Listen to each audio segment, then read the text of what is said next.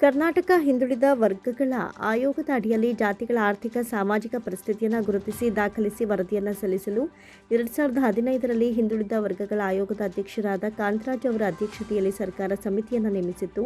ಕಾಂತರಾಜು ಆಯೋಗದವರು ಮನೆ ಮನೆಗೆ ಹೋಗಿ ವೈಜ್ಞಾನಿಕವಾದ ರೀತಿಯಲ್ಲಿ ಗಣತಿಯನ್ನು ಮಾಡದೆ ಅವೈಜ್ಞಾನಿಕವಾದ ರೀತಿಯಲ್ಲಿ 2018ರಲ್ಲಿ ಒಂದು ಕರಡು ವರದಿಯನ್ನು ಸಿದ್ಧಪಡಿಸಿತು. ಮುಂದೆ ಜಯಪ್ರಕಾಶ್ ಹೆಗಡೆ ಅವರು ಹಿಂದುಳಿದ ವರ್ಗದ ಆಯೋಗದ ಅಧ್ಯಕ್ಷರಾದಾಗ ಆ ವರದಿಯನ್ನು ಪೂರ್ಣಗೊಳಿಸಿ 2024ರಲ್ಲಿ ಸರ್ಕಾರಕ್ಕೆ ಸಲ್ಲಿಸಲಾಗಿದೆ.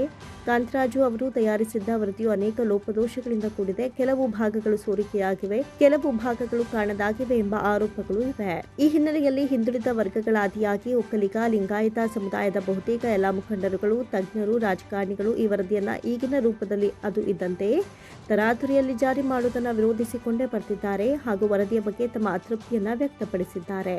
ಸುಮಾರು 10-15 ವರ್ಷಗಳ ಹಿಂದೆ ಈ ವರದಿಯನ್ನು ಈಗಾಗಲೇ ನನ್ನ ಹಿರಿಯ ಸ್ನೇಹಿತರು ಹೊರಗಡೆ ಮಾತಾಡಿದ್ದಾರೆ. ಈ ವರದಿ ಏನಕ್ಕೆ ಬೇಕಾಗಿತ್ತು, ವರದಿ ಏನಕ್ಕೆ ಬೇಕಾಗಿತ್ತು, ಯಾಕೆ ಬೇಕು, ಏನಕ್ಕೆ ಬೇಕಾಗಿತ್ತು ಮತ್ತು ಯಾಕೆ ಬೇಕು, ಇವೆರಡು ಇಲ್ಲಿ ಹೊರಗಡೆ ಮಾತಾಡಿದ್ದಾರೆ. ನನ್ನ ಒಂದು ಸ್ವಲ್ಪ ತಿಳುವಳಿಕೆಯಲ್ಲಿ ನಿಮ್ಮ ಮುಂದೆ ಇದನ್ನು ಮಂಡಿಸ್ತಾ ಇದ್ದೀನಿ. ಕರ್ನಾಟಕ ಹಿಂದುಳಿದ ವರ್ಗಗಳ ಆಯೋಗದ ಅಡಿಯಲ್ಲಿ ಜಾತಿಗಳ ಆರ್ಥಿಕ ಸಾಮಾಜಿಕ ಪರಿಸ್ಥಿತಿಯನ್ನು ಗುರುತಿಸಿ ದಾಖಲಿಸಿ ವರದಿಯನ್ನು ಸಲ್ಲಿಸಲು 2015ರಲ್ಲಿ ಹಿಂದುಳಿದ ವರ್ಗಗಳ ಆಯೋಗದ ಅಧ್ಯಕ್ಷರಾದ ಕಾಂತರಾಜು ಅವರ ಅಧ್ಯಕ್ಷತೆಯಲ್ಲಿ ಸರ್ಕಾರ ಸಮಿತಿಯನ್ನು ನೇಮಿಸಿತ್ತು.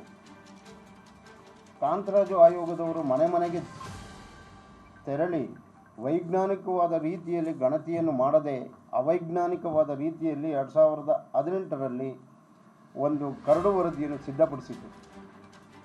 ಮುಂದೆ ಜಯಪ್ರಕಾಶ್ ಹೆಗಡೆ ಅವರು ಹಿಂದುಳಿದ ವರ್ಗದ ಆಯೋಗದ ಅಧ್ಯಕ್ಷರಾದಾಗ ಆ ವರದಿಯನ್ನು ಪೂರ್ಣಗೊಳಿಸಿ 2024ರಲ್ಲಿ ಸರ್ಕಾರಕ್ಕೆ ಸಲ್ಲಿಸಲಾಗಿದೆ. ತಾವು ಕೇಳಿದ್ದು ಭಾಳ ಒಳ್ಳೆಯದಾಯಿತು. ಈಗ ನಿಮ್ಮ ಮುಂದೆಯೇ ಇದೆ, ಅದನ್ನು ತಾವು ನೋಡ್ಕೊಳ್ಳಿ. ನಿಮ್ಮ ಪ್ರಶ್ನೆಗಳಿಗೆ ನನ್ನ ತಿಳುವಳಿಕೆ ಸ್ವಲ್ಪ ತಿಳುವಳಿಕೆಯಲ್ಲಿ ಉತ್ತರ ಕೊಡ್ತೀನಿ. ಉತ್ತರ ಕೊಡುವ ಮುನ್ನ ಇಲ್ಲಿ 9 ಇಲ್ಲಿ 15-20 ಜನ ತಾವೆಲ್ಲ ಸೇರಿದ್ದೀರ. ಈ ಥರ ವರದಿ ಮಾಡಬೇಕಾದ್ರೆ ನಮ್ಮನಿಗೆ ವರದಿ ಏನು ಅನ್ನೋದು ಗೊತ್ತಿಲ್ಲ ಇದುವರೆಗೂ. ನಾನು ಒಬ್ಬ ಕೇಂದ್ರ ಸರ್ಕಾರ ಜಾಗದಲ್ಲಿ ಇದ್ದರೂ ಕೂಡ ಆ ವರದಿ ಬಂದಿದ್ದಾರಾ, ಏನಕ್ಕೆ ಮಾಡ್ತಾವ್ರೆ, ಯಾವ ರೀತಿ ಮಾಡ್ತಾವ್ರೆ ಅನ್ನೋದು ನಮಗೆ ಗೊತ್ತಿಲ್ಲ. ಇಲ್ಲಿ ತಾವುಗಳು ಬಂದಿದ್ದೀರಾ, ಇವಾಗ ನಿಮ್ಮ ಮುಖಾಂತರನೇ ಬರಲಿ. ನನಗೆ ಒಬ್ಬರ ಮನೆಗೂ ಒಂದು ಈ ವರದಿ ಬಗ್ಗೆ ತಿಳುವಳಿಕೆ ಇಲ್ಲ.